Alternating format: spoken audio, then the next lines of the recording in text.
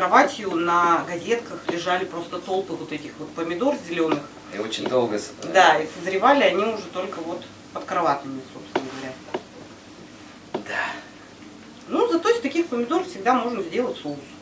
I'm so happy, oh happy go lucky me.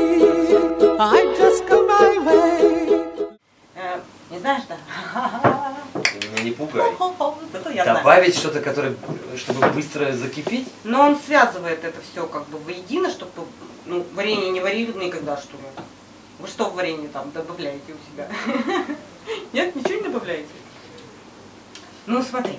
Чтобы быстро закипело? Не, чтобы быстрее уварилось. Living every day. I don't worry, worries don't agree. Things that bother you never bother me.